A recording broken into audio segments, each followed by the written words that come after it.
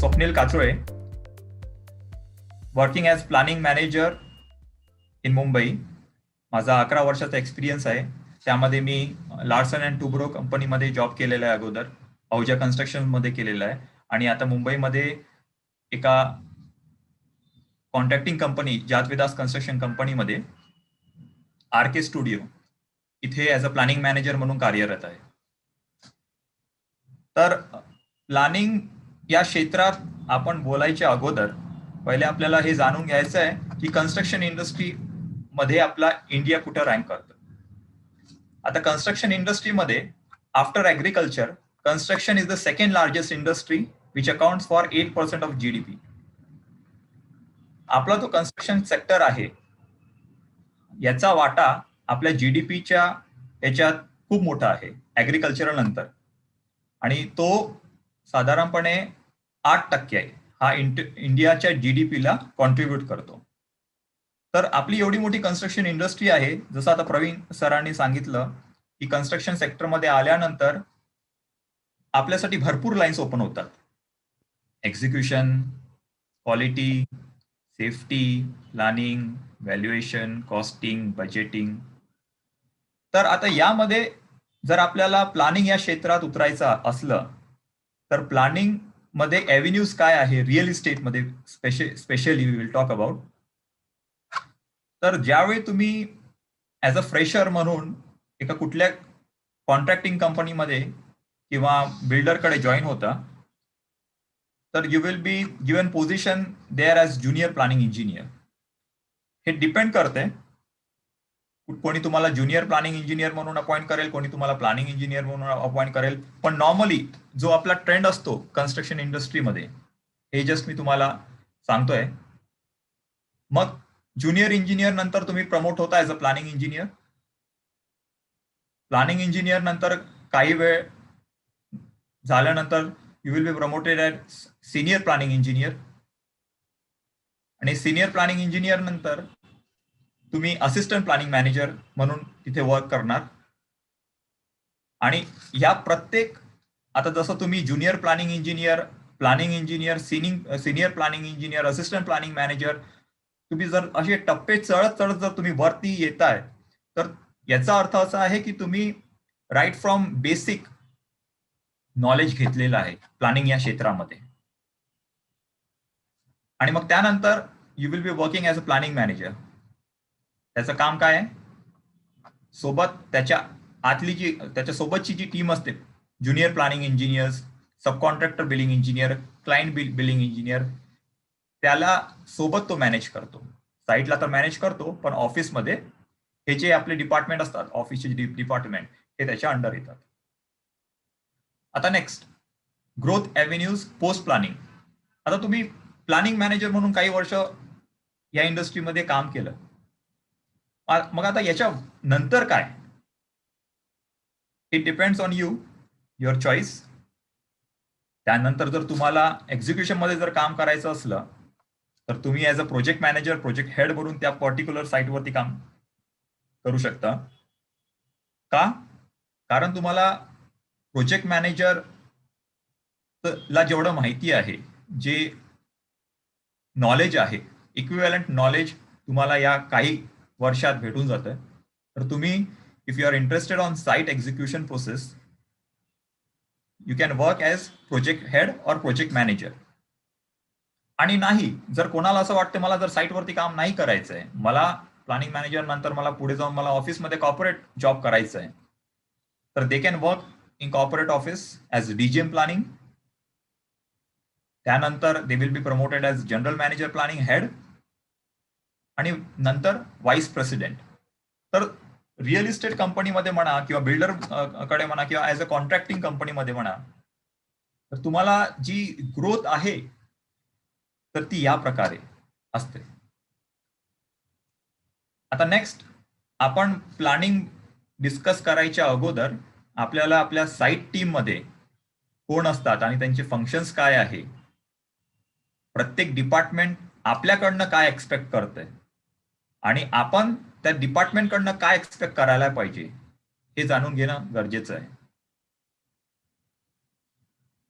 Planning इंजिनियरचं काम फक्त office job नव्हे, तर त्याला साईटवरती चालू असलेल्या बारीक बारीक गोष्टी माहीत असायला पाहिजे. तर त्यासोबत आपल्यासोबत कोण टीम फंक्शन करते हे जाणून घेणं खूप गरजेचं आहे. साईट टीम मध्ये एक प्रोजेक्ट मॅनेजर असतो. Normally this is ideal. Construction manager असतो, जो की पूर्ण कन्स्ट्रक्शन एक्झिक्युशन ऍक्टिव्हिटी लीड करतो. मग आपली प्लॅनिंग टीम असते, बिलिंग टीम असते ऑफिसमध्ये, बीबीएस काढणारा पर्सन असतो, क्वांटिटी सर्विंग वाला माणूस असतो. मग साईट इंजिनियर्स असतात, सुपरवायझर्स असतात, जे की साईट एक्झिक्युशन करतात, जे आपण जसं त्यांना प्लॅन दिलाय accordingly. Plant and machinery team असते. कसं आहे, साईटवरती जसं टावर क्रेन असली, कटिंग अँड बेंडिंग मशीन असेल, कॉन्क्रीट पंप असेल, तर याच्या मेंटेनन्सची जी जबाबदारी आहे ही प्लांट अँड मशिनरी टीमची असते. याच्या व्यतिरिक्त भरपूर आहे. जसं क्वालिटी टीम झालं, जी कन्स्ट्रक्शनची जी आपली क्वालिटी आहे, कॉन्क्रीट जे ग्रेडचं येत आहे, कॉन्क्रीट चेकिंग झालं, मग त्यानंतर जी एक्झिक्युशनची आपली जी टीम काम करतात आहे, ते काम सगळं क्वालिटीमध्ये चाललंय की नाही याच्यावर हे बघणारं हे काम क्वालिटी टीमचं असतं. सेफ्टी टीम, जे आपण काम एक्झिक्युशनचं करतोय, जी आपली एक्झिक्युशनची ऍक्टिव्हिटी चालली आहे ती सेफली चालली आहे की नाही यासाठी सेफ्टी टीम असते. स्टोर्स टीम असते, जे की आपल्याला मटेरियल अवेलेबिलिटी करून देते. टाइम ऑफिस असते, जे की आपलं लेबर्स सगळं इश्यूज रिझॉल्व्ह करते. ऍडमिन ऑफिसर असतो. तर आता तुम्ही विचार कराल की ऍज अ प्लॅनिंग इंजिनियर आपल्याला हे सगळं डिपार्टमेंट फंक्शन करणं का गरजेचं आहे. पुढल्या येणाऱ्या स्लाइड्स मध्ये मी तुम्हाला सांगेन. Now role of planning engineer in residential construction projects is brain to project manager. Project manager हा याला अनुसरून चालणारा जो दुसरा व्यक्ती असतो तो म्हणजे आपला प्लॅनिंग पर्सन. तो हा प्रोजेक्ट मॅनेजरचा ब्रेन असतो. तर प्लॅनिंग डिपार्टमेंटचं काम काय असते, ते झिरो बजेट बनवतात, मीटिंग्स ऑर्गनाईज करतात साईट टीमची, कन्सल्टंटची, जी आपली हायर मॅनेजमेंट आहे, परत क्लायंट्स असतात त्यांच्याशी मीटिंग हे अरेंज करतो. Preparing and monitoring monthly cash flows, जे आपले साईटवरती ऍक्टिव्हिटी चालू असतात त्याचे जे कॅश फ्लोज आहे तो बनवतो, मॉनिटर करतो. Planning of deployment schedule for man powers, machineries and materials. आता साईट चालू आहे आपली, तर तिथे किती लेबर्स माणसं लागणार, काय मशीन्स लागणार, काय मटेरियल वापरल्या जाणार, हे सगळं याचं शेड्युलिंग प्लॅनिंगवाल्याची रिस्पॉन्सिबिलिटी असते. हे त्याला करावं लागतं. Preparation of MIS, management information system, मी तुम्हाला पुढे सांगेल. भरपूर रिपोर्ट्स असतात जे की प्लॅनिंग इंजिनियरला बनवायचे असतात. Critically analysing the data and feeding the strategic information to higher management for collective decision making.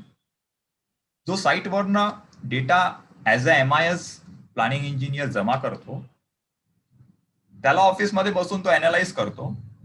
Project ट्रॅकवरती आहे नाही आहे, काय प्रॉब्लेम्स आहे हे अनालाइज करतो, त्याचा रिपोर्ट बनवतो आणि आपला हायर मॅनेजमेंटला, प्रोजेक्ट मॅनेजरला फीड करतो, जेणेकरून त्यांना ते कुठल्या तरी कन्क्लुजन वरती येतील, इथे हा असा प्रॉब्लेम चालू आहे, तर आपण याला रिझॉल्व्ह कसं करायला पाहिजे.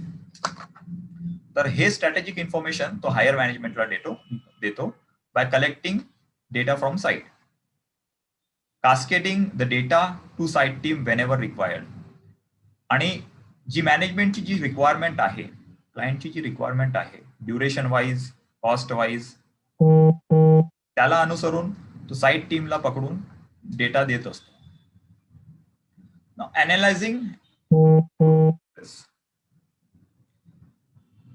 आणि इंजिनियरचं काम काय असतंय, publishing DPRs, daily progress report बनवणं, वीकली प्रोग्रेस रिपोर्ट बनवणं, मंथली MIS बनवणं, लुक अहेड प्लॅन बनवणं, which might be 30 days, 60 days, 90 days look ahead schedule. Recovery plans बनवणं every Manthara.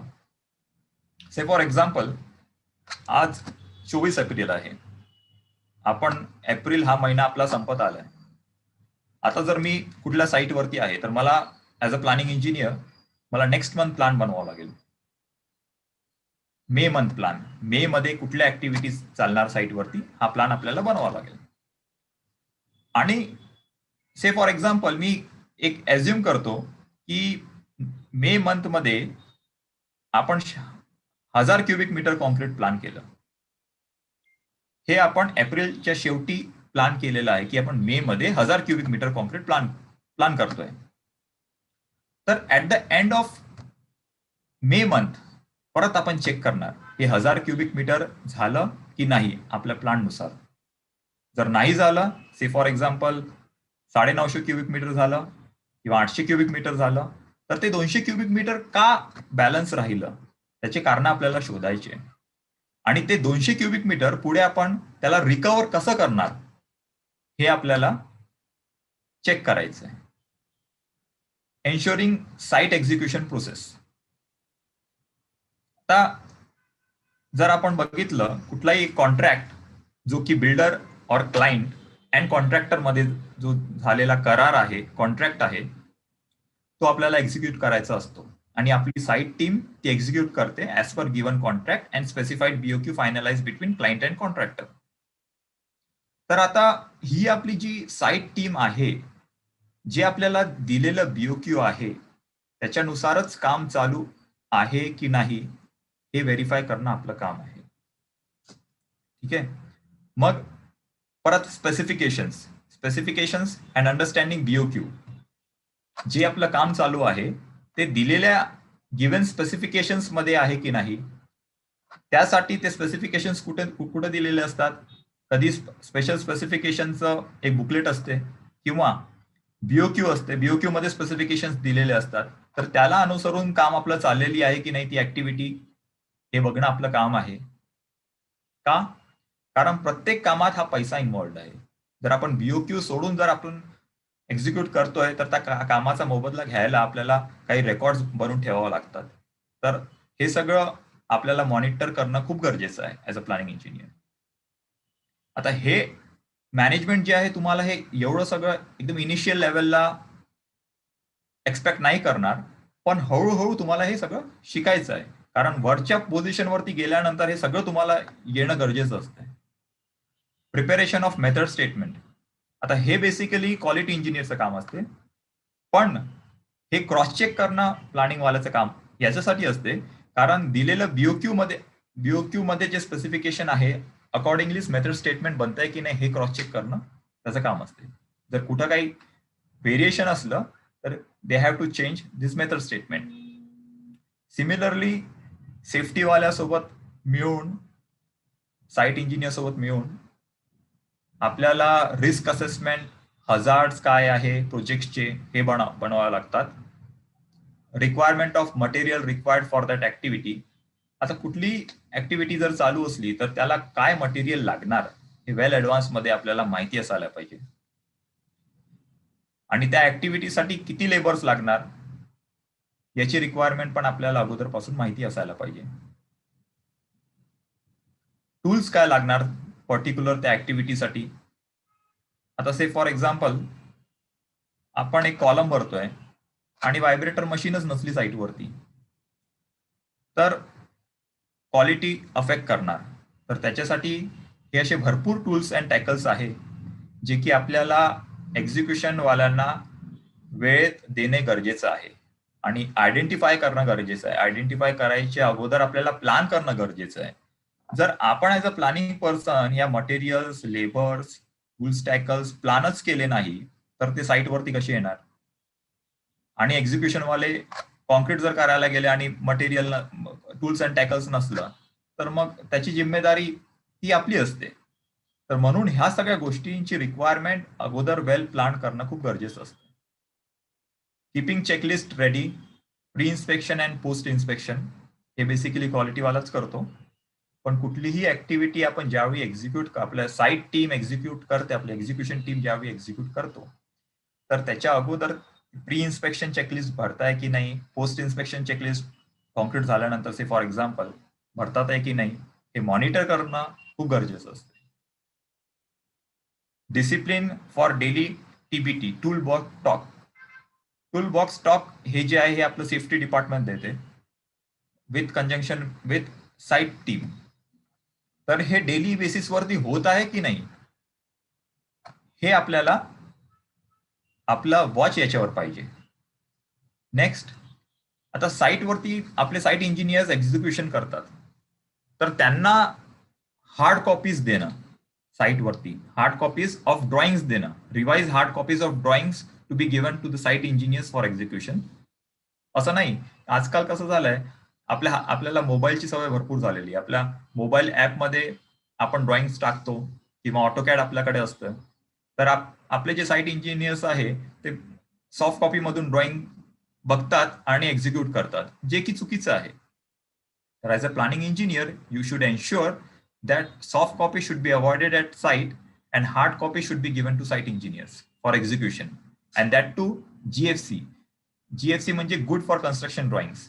Good for construction drawing असलेलाच, त्याच्यावर ठप्पा मारलेला, जीएफसीचा ठप्पा मारलेलाच ड्रॉइंग साईटवरती गेला पाहिजे. आणि ही जिम्मेदारी आपल्या प्लॅनिंग डिपार्टमेंटची असते. Coordination for shuttering schemes and drawings. तसे for example high rise building आहे, तिथे बेसमेंट्स आहे. आता बेसमेंटमध्ये आपल्याला शटरिंग लागेल, बेसमेंटच्या स्लॅबला शटरिंग लागेल, तिथे रिटेनिंग वॉल्सला तिथे शटरिंग लागेल. तर आपल्याला क्लायंटला अगोदर ही शटरिंग जी स्कीम असते, शटरिंग ड्रॉइंग जी असते, ते अगोदर सबमिट करावं लागतं. तर याच्यासाठी बेसिकली शटरिंग इंजिनियर हा असतो रिस्पॉन्सिबल. पण ही जी क्वांटिटीज आहे आपला शटरिंग इंजिनियर साईटवरती कॅल्क्युलेट करून देतो. आणि कुठल्या कंपनीमध्ये से फॉर एक्झाम्पल जर लहान कंपनी असली, तिथे शटरिंग इंजिनियर झालं, बीबीएस इंजिनियर झाला हे नसतात. तर मग बीबीएस कोण काढणार? क्वांटिटी सर्व्हेअरवाला, आपले बिलिंगवाले बीबीएस काढतात. ठीक आहे. छोटा कॉन्ट्रॅक्टर असला तर शटरिंग रिक्वायरमेंट कोण देतं? साईट टीम देते. किंवा कुठल्या कुठल्या याच्यात प्लॅनिंग इंजिनियर पण, प्लॅनिंग इंजिनियरला पण आपली क्वांटिटीज द्यावं लागतं. तर हे सगळं जाणून घेणं आपलं खूप गरजेचं आहे. आता पहिल्या बेसमेंटच्या स्लॅबला काय शटरिंग मटेरियल लागणार हे आपण कुठून माहीत करणार? तर आपल्याकडे शटरिंग ड्रॉइंग आपल्याला आपला डिझायनर कडून मागवावं लागतं. तर हे शटरिंग ड्रॉइंग आपण जे डिझायनर कडून मागवतो याचं अप्रुव्हल आपल्याला क्लायंट कडनं घ्यावं लागतं. एकदा क्लायंट कडनं हे अप्रुव्हल्स ड्रॉइंगचे आले की मग आपण शटरिंगची क्वांटिटीज काढतो. त्या स्लॅबला काय शटरिंग लागणार व्हॉटेवर, आपण सगळी क्वांटिटीज काढतो आणि क्वांटिटीज भेटल्यानंतर आपण त्याचं स्टोअरमध्ये इंडेंट देतो आणि ते मग मटेरियल साईटवरती येते. तर हे सगळं आपल्याला वेल प्लॅन्ड असायला पाहिजे. Site team should be aware of what we will be executing today and plan for tomorrow. आता डेली बेसिसवरती साईट टीमला हे माहीत पाहिजे असायला की आज आपण काय करतोय आणि उद्या काय करणार. तर याचा फॉलोअप प्लॅनिंग इंजिनियरला घ्यावा लागतो. आज काय करतोय आणि उद्या तुम्ही काय करणार याचा जो डेली बेसिसवरती शेड्यूल आहे हे आपल्याला साईट टीमला द्यावं लागतं. Advance thinking is required. Planning याचंच नाव आहे ऍडव्हान्स थिंकिंग. आता हे कुठं लागतं आपल्याला? Long lead items. Long lead items as a name suggest, जसं मायवान अल्युमिनियम शटरिंग झालं, याला वेळ लागतो साईटवरती. तर ह्या ज्या टाइम टेकिंग आयटम्स आहे, ज्याला 1 महिना 1.5 महिना जास्तही वेळ लागू शकतो, तर ह्या अशा आयटम्सला इनिशियल आयडेंटिफाय करणं आणि ह्या आयटम्सला काय काय लागतंय गोष्टी हे अगोदरपासून प्लॅन करणं, हे आपलं काम असते. तर लॉंग लीड आयटम्स मध्ये जसं अल्युमिनियम शटरिंग झालं, मग परत आपलं डोर फ्रेम्स किंवा शटर्स झाले. आपण डोर फ्रेम किंवा शटर्स लोकली पण घेऊ शकतो, पण कधी कधी असं असतं की आपल्याला स्वस्त पडतंय म्हणून आपण अदर स्टेट मधून मागवतोय. तर हे आपल्यासाठी हा आयटम जो आहे हा आपला लॉंग लीड आयटम होऊन जातो त्या केसमध्ये. तर we have to identify as a planning engineer आपले लॉंग लीड आयटम प्रोजेक्ट मध्ये काय काय आहे आणि त्याच्यासाठी आपल्याला माहिती आहे वेळ लागणार आहे. तर अगोदरपासूनच आपण ही तयारी करून ठेवायला पाहिजे. Planning for storage space for the material. आता से फॉर एक्झाम्पल शटरिंग मटेरियल आलंय साईटवरती, अल्युमिनियम शटरिंग आलंय साईटवरती, आणि आपण त्यासाठी जागाच नाही ठेवली. कसं आहे, कन्स्ट्रक्शन प्रोजेक्ट नॉर्मली हा खूप स्पेस कन्स्टंट असतो. म्हणजे साईटवरती स्पेस खूप कमी असते, लिमिटेड स्पेस असते. त्यामध्येच आपल्याला शटरिंग मटेरियल ठेवायचं आहे, त्यामध्येच आपल्याला स्टील ठेवायचं आहे. जर आरएमसी त्या साईटवरती नसेल तर त्यामध्येच आपल्याला सिमेंट बॅग स्टोर करायचं आहे, त्यामध्ये आपल्याला स्टोर्स प्लॅन करायचं आहे, लॉजिस्टिक प्लॅन करायचं आहे. तर अशा सिनेरिओमध्ये जी स्टोरेज स्पेस आहे ही खूप कमी असते. तर ऍज अ प्लॅनिंग पर्सन, आता तुमचा स्टोअरवाला येऊन तुम्हाला विचारणार, सर तुम्ही शटरिंग मटेरियलचं तर ऑर्डर दिलेलं आहे, पण आपल्याकडे हे मटेरियल कुठं स्टॅक करायचं, हे सगळं अगोदर तुम्ही लॉजिस्टिक प्लॅन मध्ये अगोदर प्लॅन करून ठेवायला पाहिजे. ठीक आहे. मग परत स्टील येणार आहे, स्टील कुठे ठेवायचा, स्टीलच्या रॅक्स कुठे ठेवायच्या, हे आपण लॉजिस्टिक मध्ये प्लॅन ऑलरेडी करून ठेवायला पाहिजे. मग परत स्टेजिंग मटेरियल, आता मोठ्या मोठ्या बेसमेंटला आपल्याला प्रॉप्स लागतील, मग स्कॅफोल्डिंग मटेरियल लागतील, एच फ्रेम लागतील. तर हे सगळं एवढं मटेरियल आहे, हे आपल्याला कुठं ठेवायचं, याची स्टोरेज स्पेस जी आहे ही अगोदर पासून आपल्याला प्लॅन करायला पाहिजे. मग स्पेशलाइज एजन्सीज आयडेंटिफिकेशन, जे काही स्पेशलाइज एजन्सीज असतात प्रोजेक्टमध्ये, जसं वॉटर प्रूफिंग एजन्सी झाली, अँटी टर्माइट ट्रीटमेंट एजन्सी झाली, अशा ज्या स्पेशलाइज एजन्सी आहे त्या कुठल्या आहे हे आपण, जसं आपण लॉंग लीड आयटम्स अगोदरपासून प्लॅन करतो, तसं स्पेशलायझेशन एजन्सीज पण आपण अगोदरपासून आयडेंटिफाय करायला पाहिजे. अँड अकॉर्डिंगली त्यांना कुठल्या वेळेवरती प्रोजेक्टवरती बोलवायचं, त्यांना परचेस ऑर्डर, वर्क ऑर्डर द्यायला कधी लावायचा, हे आपण ठरवायला पाहिजे. Now as a planning person, you should have hands on some softwares, basic softwares like MS office, MS power points, हे आपल्याला कशाला लागतात. जसं आपल्याला आता प्रेझेंटेशन द्यायचं आहे, त्यासाठी आपल्याला as a planning person you should know MS power point, Microsoft power point. Meetings ज्या आपल्या मॅनेजमेंट सोबत असतात, ज्या क्लायंट सोबत आपल्या मीटिंग्स असतात, त्या आपण ह्या पॉवर पॉइंट वरती घेतो. तर त्यासाठी आपल्याला काही सॉफ्टवेअर्स येणं गरजेचं आहे. त्यापैकी हे एक पॉवर पॉइंट. मग परत वर्ड कशाला लागतंय, ड्राफ्टिंग क्लायंट लेटर्स, क्लायंटला आपण जी लेटर्स देतो, जर आपण कॉन्ट्रॅक्टर कंपनीमध्ये काम करतो ऍज अ प्लॅनिंग इंजिनियर, तर आपल्याला काही लेटर्स ड्राफ्ट करावं लागतात, काही करस्पॉन्डन्स असतात बिटवीन क्लायंट्स अँड कॉन्ट्रॅक्टर. तर हे सगळे जे लेटर्स आहे हे आपण MS वर्ड मध्ये करतो. Then for preparing MOM, minutes of meeting, हे आपण सगळं वर्ड मध्ये करतो. परत excel is very important for all types of quantity calculations, for all types of report generation. आपल्याला एक्सेलचं नॉलेज असणं खूप गरजेचं आहे. एक्सेल आपल्याला माहित असलं तर आपला भरपूर टाइम जो आहे तो आपण वाचवू शकतो. नाहीतर आपण मॅन्युअल करत बसलो तर त्यामध्ये भरपूर वेळ लागेल. तर एक्सेल जे आहे फक्त क्वांटिटी कॅल्क्युलेशन साठी नाही, जे आपण रिपोर्ट जनरेट करतो ते रिपोर्ट पण आपण एक्सेलच्या द्वारे जनरेट करू शकतो. आणि त्यासाठी आपल्याला एक्सेल येणं प्लॅनिंग इंजिनियरला खूप गरजेचं आहे. ऑटोकॅड, जसं आपल्याला माहिती आहे की drawing is a language of engineers, आणि हे आपण हार्ड कॉपी असलं तर आपण हार्ड कॉपीमध्ये तर बघतोच, पण आपल्याला जर काही क्वेरी असली सॉफ्ट कॉपीमध्ये आपण बघतो, आपण काही ड्रॉइंग्स बनवतो, आपल्याला काही ड्रॉइंग समजून घ्यायचं असलं तर आपल्याला ऑटोकॅड, हे बेसिक ऑटोकॅड तरी यायला खूप गरजेचं आहे. Next is MSP Primavera. As a planning person, हे जे टूल आहे MSP, मायक्रोसॉफ्ट प्रोजेक्ट झालं, प्रायमावेरा झालं, हे तुम्हाला येणं खूप गरजेचं आहे. आता इंडियामध्ये नॉर्मली आपले जे क्लायंट्स असतात, बिल्डर्स असतात, त्यांची रिक्वायरमेंट जी असेल ते तुम्हाला यायला पाहिजे बेसिकली. नॉर्मली काही क्लायंट्स जसं मुंबईमध्ये MSP वापरतात, कोणी प्रायमावेरा वापरतंय. तर समोरच्याची काय रिक्वायरमेंट आहे त्याला अनुसरून आपल्याला हे सॉफ्टवेअर प्लॅनिंग टूल्स येणं गरजेचं आहे. कन्स्ट्रक्शन क्षेत्रामध्ये नॉर्मली बिल्डर फर्म्स हे MSP वापरतात, मायक्रोसॉफ्ट प्रोजेक्ट वापरतात.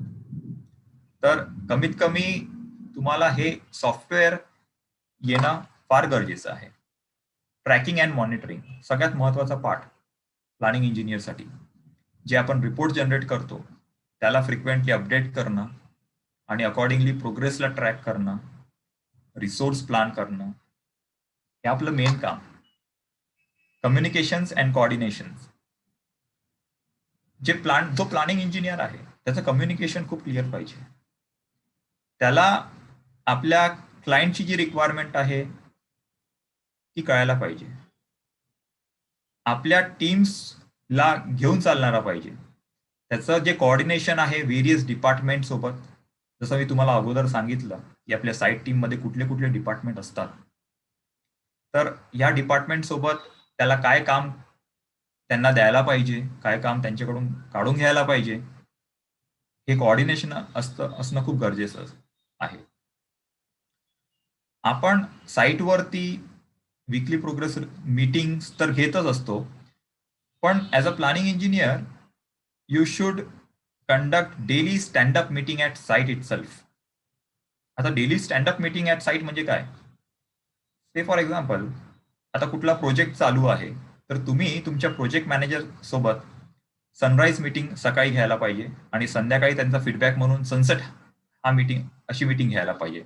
सनराईज मीटिंग मध्ये म्हणजे काय, तुम्ही ऑलरेडी तुमच्या साईट टीमला सांगितलेलं असतं एक दिवसा अगोदर की आपण उद्या काय एक्झिक्यूट करणार. तर सनराईज मीटिंग मध्ये आपल्या साईट टीमला तुम्ही विचारायचं की बाबा तुम्ही काय आज तुम्ही कुठली ऍक्टिव्हिटी एक्झिक्यूट करणार आहात, काय कॉन्क्रीट तुम्ही करणार, आज कुठलं स्टील बांधणार, काय शटरिंग करणार. या ऍक्टिव्हिटीज तुम्ही तुमच्या साईट इंजिनियरला सकाळच्या वेळी तुमच्या प्रोजेक्ट मॅनेजर सोबत विचारायला पाहिजे.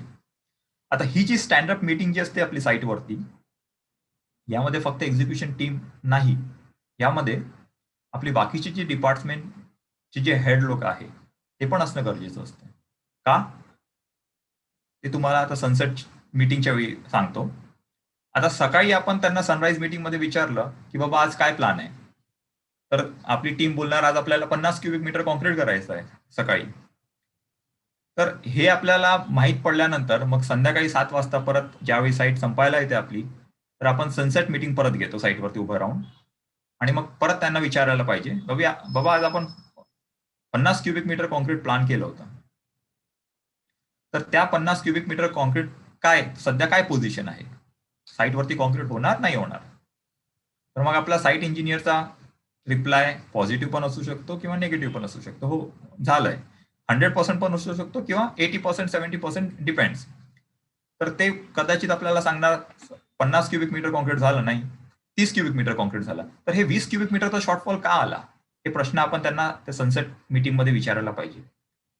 तर आपल्या साईट टीम कडे भरपूर उत्तरं तयार असतात, काही व्हॅलिड असतात.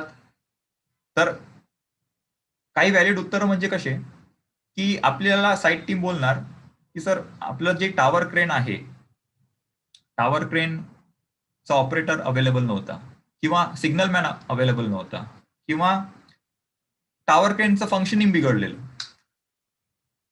तर आता हा झाला इश्यू, याच्यामुळे आपल्याला ते डिफरन्शियल कॉन्क्रीट आहे ते करता आलं नाही.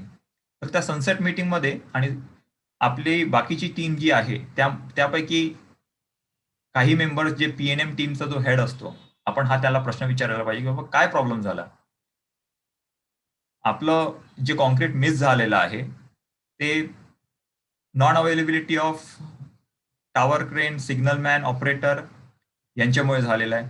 तर हे जे रिझन्स आहे हे फेस टू फेस आपल्याला त्याच वेळी क्लॅरिटी आपल्याला जाणून घेता येते. म्हणून तो पीएनएमचा माणूस पण त्या मीटिंग मध्ये असणं गरजेचं असते. किंवा सिनॅरिओ नंबर 2, साईट इंजिनियर आपल्याला असंही म्हणू शकतो की आपल्याला कॉन्क्रीटची जी क्वालिटी आहे ती खराब आली, त्याच्यामुळे आपण कॉन्क्रीटची गाडी रिजेक्ट केली, आपल्या क्वालिटीवाल्यांनी रिजेक्ट केली आणि त्याच्यामुळे आपल्याला कॉन्क्रीट करता आलं नाही. तर याच्यासाठी मग आपल्याला माहित पाहिजे की हा प्रश्न मग कोणाला विचारायला पाहिजे. तर सनसेट मीटिंग मध्ये मग परत आपला क्वालिटी इंजिनियर असतो, त्याला विचारायला पाहिजे की आपण काय प्रॉब्लेम झालेला कॉन्क्रीटमध्ये. तर तो सांगेल आपल्याला काही सेग्रिगेशन झालं, बॅच टाइम जो आहे कॉन्क्रीटचा तो एक्सिड झाला होता, 3 तासाचा वर आपली गाडीचा टायमिंग झाला होता, त्याच्यामुळे आपण कॉन्क्रीट करू शकलो नाही. तर असे काही कारणं असतात, तर जे आपल्याला इमिडिएटली त्या सनसेट मीटिंगमध्ये आपल्याला कळतात. म्हणून हा क्वालिटी इंजिनियर पण असणं गरजेचं आहे. मग तिसरा सिनेरिओ आपल्याला साईट इंजिनियर असा देऊ शकतो, की सेफ्टीवाल्याने बाबा माझं काम थांबवलं. तर आपण इमिडिएटली त्या सेफ्टी मॅनेजरला किंवा सेफ्टी स्टीवॉर्डला आपल्याला विचारायला पाहिजे त्या मीटिंगमध्ये, की बाबा का म्हणून आपण काम थांबवलं. तर तो सांगेल, की साहेब आपला जे आपले वर्कर्स आहे, ते विदाऊट सेफ्टी बेल्ट काम करत होते. मग विदाऊट सेफ्टी बेल्ट काम करत असताना ऑब्व्हियसली ते काम थांबवणार आणि मग त्याच्यामुळे प्रॉब्लेम होणार. आता मग आपण परत साईट इंजिनियरला विचारतो, की बाबा आपल्या माणसांनी सेफ्टी बेल्ट का नाही लावला? तर मग तो सांगेल, की मी स्टोर्सवाल्याला विचारलं, पण स्टोर्समध्ये सेफ्टी बेल्ट अवेलेबल नव्हता. तर म्हणून मग आपण परत स्टोर्सवाल्याला विचारायला पाहिजे त्याच मीटिंगमध्ये, की बाबा स्टोर्समध्ये आपला सेफ्टी बेल्ट का नाही आहे? तर तो सांगेल आपल्याला, की आपण इंडेंटच दिलेलं नाहीये. तर अशा प्रत्येक गोष्टी इंटरलिंक कनेक्टेड असतात. तर यासाठी त्या सनराईज सनसेट मीटिंगमध्ये साईट टीम सोबत हे बाकीचे जे डिपार्टमेंट आहे ते असणं गरजेचं असते. मग परत एक पाचवा सिनेरिओ चौथा सिनेरिओ असाही असू शकतो, की लेबर कॅम्प मधून माणसंच आपली आली नाही, त्यामुळे ते कॉन्क्रीट आपलं थांबलं किंवा राहिलं, करू शकलो नाही. तर मग मग आपला ऍडमिन असतो, त्याला आपण विचारायचं, की बाबा का प्रॉब्लेम झाला. ऍडमिन मग टाइम ऑफिसशी कोऑर्डिनेट करेल. मग टाइम ऑफिस कॅम्प बॉय जो असतो लेबर कॉलनीचा, त्याला विचारेल, की बाबा का लेबर कॉलनीमध्ये इश्यू झालेला. तर ते आपल्याला सांगतील, की रात्री काही काही पण इश्यू असू शकतात. रात्री त्यांना झोप व्यवस्थित आली नाही, तर त्यांना सकाळी उठता आलं नाही आणि ते साईटवरती येऊ शकले नाही, ज्याच्यामुळे आपल्याला माणसांचा शॉर्टेज झाला आणि आपण कॉम्प्लीट करू शकलो नाही.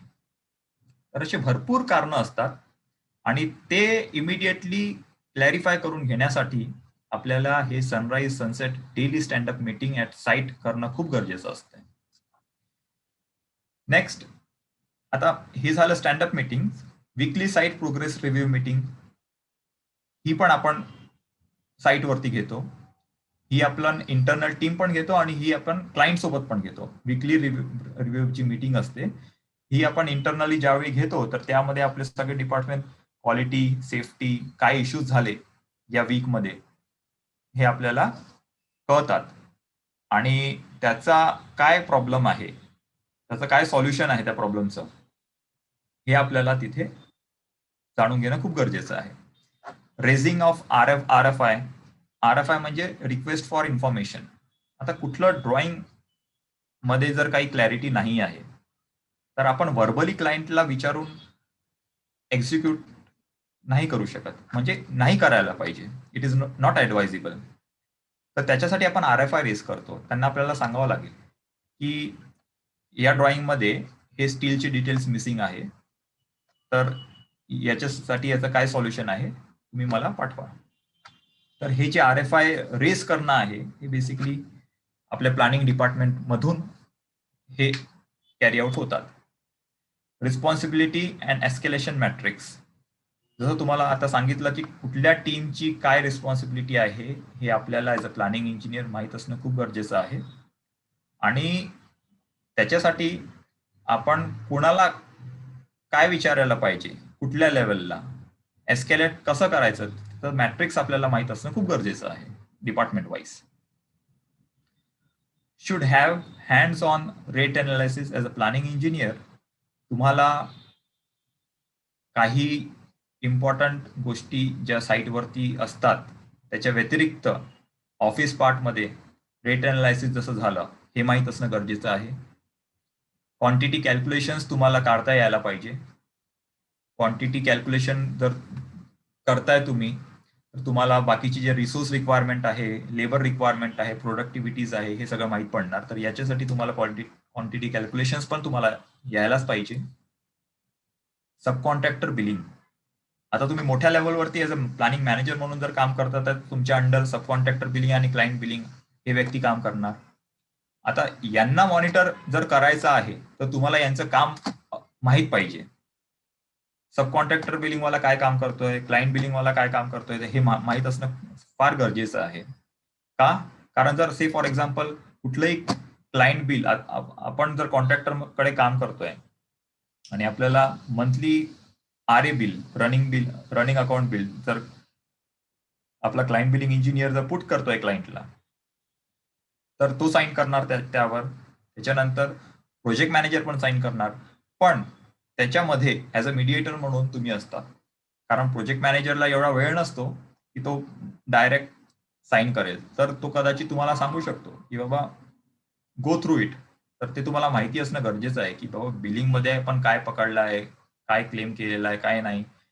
तर हे सगळं माहिती असणं गरजेचं आहे. JMR, joint measurement of records. तर हे JMR जे आहे हे आपण इन्स्ट्रक्ट करायला पाहिजे आपल्या बिलिंग इंजिनियरला की विदाउट JMR आपण साईटवरती एक्झिक्युशन नाही करू द्यायचं. का?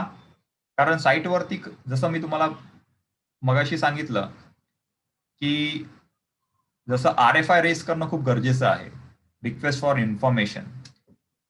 आणि RFI रेज न करता जर काही गोष्टी जर साईटवाल्या एक्झिक्युशन टीमनी जर त्या एक्झिक्यूट केला तर तर काय, तर मग त्या गोष्टीसाठी आपल्याला इन्स्ट्रक्ट करावं लागतं आपल्याला साईट टीमला की तुम्ही JMR घ्या, जॉईंट मेजरमेंट रेकॉर्ड घ्या.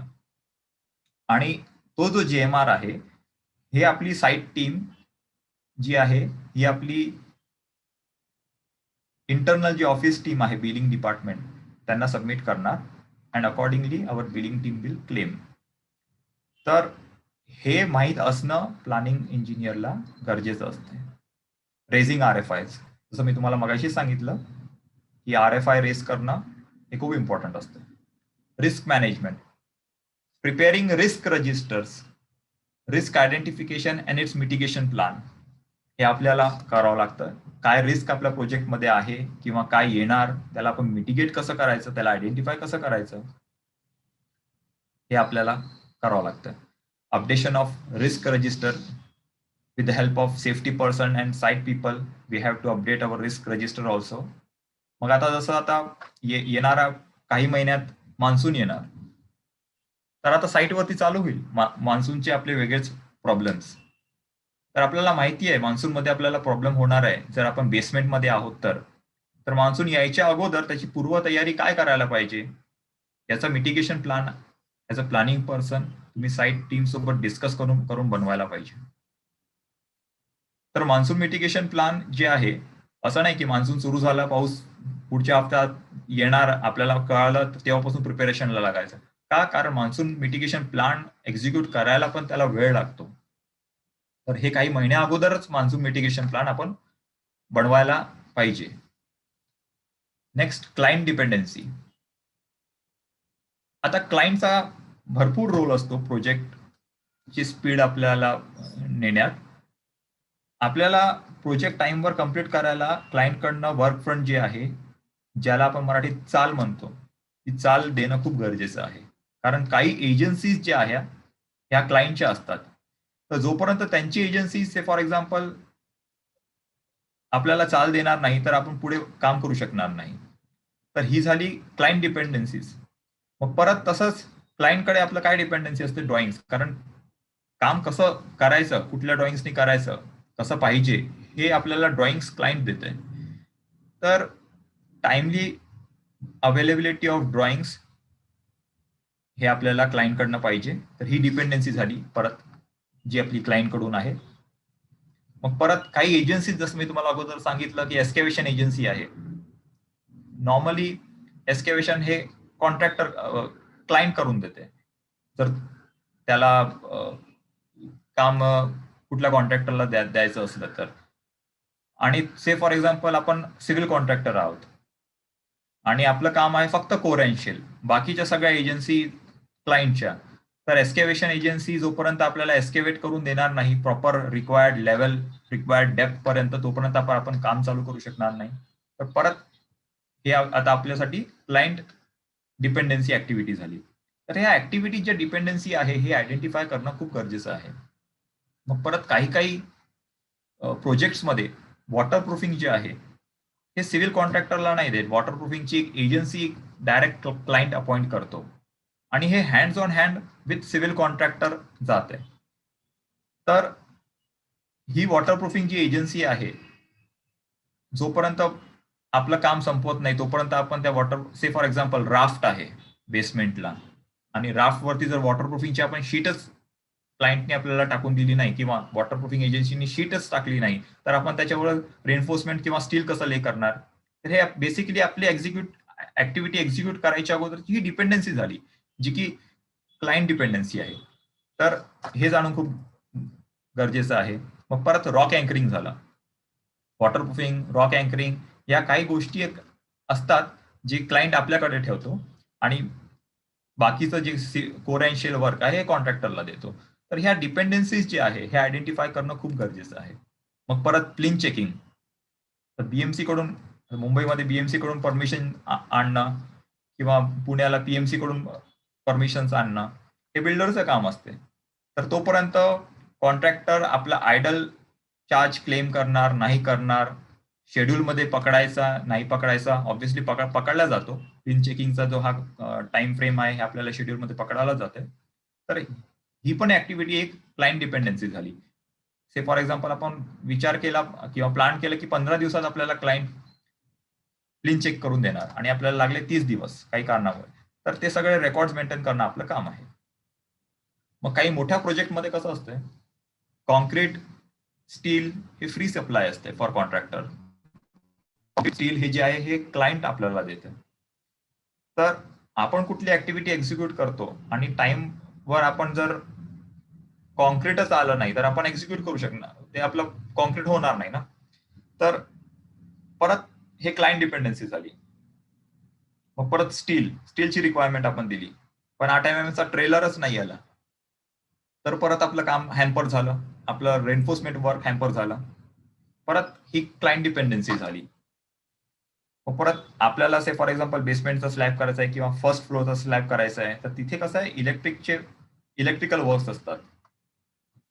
पीव्हीसी इलेक्ट्रिकल पाईप्स जे आपल्या स्लॅब्स मधून जातात, तर हे क्लायंट आपल्याकडे ठेवतो हा स्कोप. आणि आपण सिव्हिल कॉन्ट्रॅक्टर असल्यामुळे आपण स्लॅबची शटरिंग केली, रेन्फोर्समेंट बांधलं, आवर स्लॅब इज रेडी टू पोर कॉन्क्रीट. पण इलेक्ट्रिक वाल्याने त्याचं इलेक्ट्रिकचं काम केलं नाही किंवा केलं तर त्याला 3 दिवस घेतले, एका दिवसाच्या ऐवजी 3 दिवस घेतले. तर त्याच्यामुळे आपलं जे कॉन्क्रीट आहे मग ते तिसऱ्या दिवशी किंवा चौथ्या दिवशी होत आहे. तर हा डिले कोणामुळे झाला?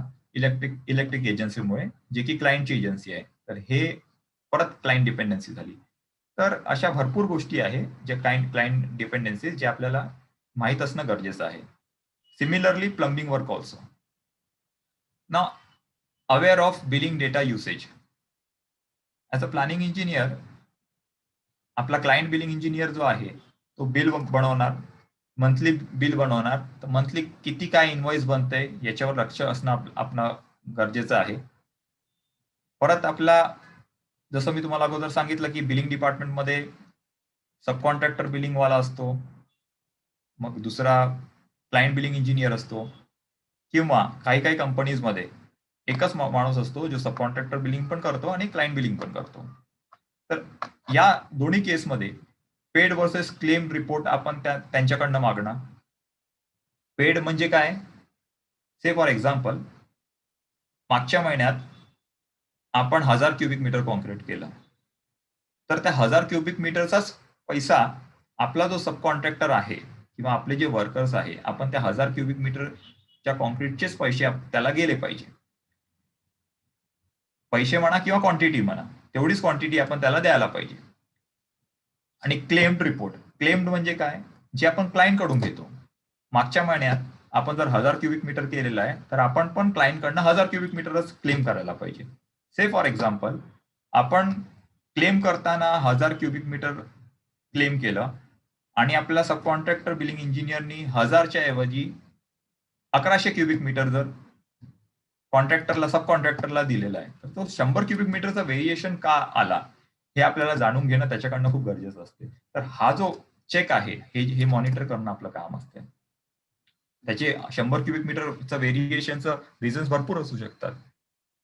ते असं असू शकते की साईटवरती काही चेंजेस झाले जे की आपल्या क्लायंट बिलिंग इंजिनियरनी कन्सिडर केलं नाही, तर ते आपल्याला क्रॉस चेक करता आलं, ते 100 क्युबिक मीटर आपल्याला पे ज्यावेळी करतोय तर आपल्या प्लॅनिंगवाल्याने पकडलं की बाबा हे 100 क्युबिक मीटर आपण इथे क्लेम नाही केलंय. तर हा जो डिफरन्स आहे, मग आपण सांगायचं क्लायंट बिलिंगला की हे जे डिफरन्शियल क्वांटिटी आहे हे क्लेम कर. तर असा हा रिपोर्टिंगचा आपल्याला उपयोग पडतो. Claimed versus certified. आता से फॉर एक्झाम्पल परत आपण उदाहरण घेऊ 1000 क्युबिक मीटर कॉन्क्रीट क्वांटिटीचं. आपण क्लेम करतोय 1000 क्युबिक मीटर कॉन्क्रीट क्वांटिटी आणि त्यामध्ये क्लायंटने आपल्याला सर्टिफाय करून दिली 980 क्युबिक मीटर कॉन्क्रीट क्वांटिटी. तर 20 क्युबिक मीटरचा हा डिफरन्स का? हा जो क्वेश्चन मार्क आलेला आहे हा आपल्याला तेव्हाच कळेल जर आपण क्लेम वर्सेस सर्टिफाईड हा रिपोर्ट बनवू. तर 20 क्युबिक मीटरचा डिफरन्स याच्यासाठी भरपूर त्याचे कारण असू शकतात. क्लायंट म्हणेल तुम्ही वेस्टेज केलं आणि तर तुम्हाला तो पैसा भेटणार नाही. आणि as per drawing 980 cubic metre होत आहे, तर मग तुम्हाला 1000 क्युबिक मीटर का देण्यात येईल? तर अशी भरपूर काही कारण असतात. तर हे क्लेम वर्सेस सर्टिफाईड रिपोर्ट मधून आपल्याला माहीत पडू शकते. मग स्टील रिकन्सलेशन जो की बीबीएस वाला बनवतो ते माहिती असणं तुम्हाला गरजेचं असते. कॉन्क्रीट रिकन्सलेशन जे आपले बिलिंगवाले बनवतात ते माहिती असणं गरजेचं असते. हे सगळं तुम्हाला बनवता पण यायला पाहिजे. List of sub contractors and vendors in project. कुठले कुठले कॉन्ट्रॅक्टर्स आपण अपॉइंट केलेलं आहे याची लिस्ट आपल्याकडे नेहमी तयार असणं आणि अपडेट करणं गरजेचं असते. कुठले सब कॉन्ट्रॅक्टर्स आहे, कुठले वेंडर्सनी आपल्या साईटवरती माल टाकलेला आहे हे माहिती असणं खूप गरजेचं असते. Reports planning engineer has to prepare. DPR, daily progress report, weekly progress report, fortnightly reports, monthly progress report. Fortnightly report म्हणजे 15वाडी रिपोर्ट, 15 दिवसात आपण जे देतोय. Invoice schedule, milestone schedule. आता असे भरपूर रिपोर्ट्स आहेत. Schedule of PNM, schedule of plant and machineries. आपल्याला कुठलं मशीन कधी लागणार, टॉवर क्रेन कधी लागणार, कॉन्क्रीट पंप साईटवरती कधी कधी लागणार, व्हायब्रेटर्स किती लागणार, कधी लागणार, कटिंग बेंडिंग मशीन कधी लागणार, किती वेळासाठी लागणार, मग परत थ्रेडिंग मशीन कधी लागणार याचा शेड्यूल आपल्याला द्यावा लागतो. मग शेड्यूल ऑफ स्टाफ. आपण जे क्वांटम प्लॅन केलेला आहे एका प्रोजेक्टसाठी त्याला लागणारा स्टाफ, कुठल्या महिन्यात किती स्टाफ मंथ वाईज अपॉइंट आपण करू हे आपल्याला मॅनेजमेंटला सांगावं लागतं. तर त्यासाठी आपल्याला हे शेड्यूल ऑफ स्टाफ बनवणं खूप गरजेचं आहे डिपार्टमेंट वाईज. मग शेड्यूल ऑफ लेबर. जशी जशी आपली ऍक्टिव्हिटी पुढे पुढे जात आहे तशी आपल्याला कुठल्या डिपार्टमेंटचे काय लेबर्स लागणार, अनस्किल्ड किती लागणार, मेसन्स किती लागणार, कार्पेंटर्स किती लागणार, फिटर्स किती लागणार, एटसेट्रा. हे जे याचं वर्किंग आहे हे आपल्याला बनवावं लागतं. Material schedule. ते एक्झिक्यूट करायला मटेरियल कुठलं लागणार, रॉ मटेरियल कुठलं लागणार. से फॉर एक्झाम्पल जर आपल्याला आरएमसी असलं तर काही प्रॉब्लेम नाही, आपल्याला फक्त कॉन्क्रीट पोर करायचं आहे आरएमसी ला ऑर्डर करून. पण जर आरएमसी नसलं जर कास्ट इन्स्टिट्यूट साईट असली आपली, साईटवरती जर आपल्याला मटेरियल मागवायचं असलं तर सँड किती लागणार, ऍग्रिगेट्स किती लागणार, सिमेंटच्या बॅग्स किती लागणार, हे सगळं शटरिंग मटेरियल किती लागणार हे सगळं प्लॅन करणं आपलं काम असतं. Next month projection. पुढच्या महिन्यात काय बिल येईल हे आपल्याला माहित असणं गरजेचं आहे. हे प्रोजेक्शन्स काही आपल्याला माहित असणं गरजेचं आहे. 3 मंथ लुक अहेड शेड्यूल. पुढच्या 3 महिन्यात आपण काय करणार हे आपल्याला माहित असणं गरजेचं असतं. Plan versus actual report. तर मागच्या महिन्यात आपण काय प्लॅन केलं आणि त्याच्या अगेन्स्ट आपण आपलं किती झालंय हा रिपोर्ट बनवणं खूप गरजेचं असते. आणि जर त्यामध्ये व्हेरिएशन असलं तर त्याची कारण काय, जेणेकरून पुढे आपल्याला जे कारण आहे ते आपल्याला अवॉइड करून पुढे जाता येईल. त्यासाठी हे प्लॅन वर्सेस ऍक्च्युअल रिपोर्ट बनवणं खूप गरजेचं असतं. मग S curve, recovery plan, catch up plan हे असे काही रिपोर्ट्स आहे जे आपल्याला as a site planning engineer बनवावं लागतात. Now records to be maintain by the planning engineer. Drawing register. Drawing register हे जे आहे क्लायंटकडनं कुठले आपल्याला ड्रॉइंग्स भेटत आहे, स्ट्रक्चरल ड्रॉइंग वेगळे, आर्किटेक्चरल ड्रॉइंग असेल, मग परत MEP ड्रॉइंग्स असेल, हे याचं रजिस्टर रेकॉर्ड मेंटेन करणं खूप गरजेचं असतं रिव्हिजन वाईज कुठल्या, आणि आपण ते कोणाला इश्यू केलेलं आहे, तर याचा फॉर्मॅट असतो बेसिकली. तर हे आपल्याला मेंटेन करणं आणि अपडेट करणं खूप गरजेचं असते. का? कारण आपण जर चुकीचं ड्रॉइंग जर साईटवरती दिलं आणि जर ते एक्झिक्यूट झालं तर इट विल एनकर कॉस्ट. तर ते अवॉइड करण्यासाठी आपल्याला हे ड्रॉइंग रजिस्टर अपडेट करणं खूप गरजेचं असते. त्याच्या व्यतिरिक्त आपल्याला जे ड्रॉइंगचं शेड्यूल आहे क्लायंटला आपल्याला सबमिट करावं लागतं की आपल्याला कुठल्या कुठल्या लेवलला काय काय ड्रॉइंग्स लागतील. जर आपण फाउंडेशन असेल तर फाउंडेशन नंतरचं आपल्याला मग बेसमेंट येईल. बेसमेंटचं ड्रॉइंग आपल्याला अगोदरच त्यांच्याकडून मिळायला पाहिजे. नाही तर मग आपल्याला त्यांना मग तसा मेल टाकावा लागतो. मग मग परत बेसमेंटचे सगळे ड्रॉइंग्स आले की नाही, मग परत first floor second floor plan आहे की नाही याची रिक्वायरमेंट आपल्याला टाकावं लागते.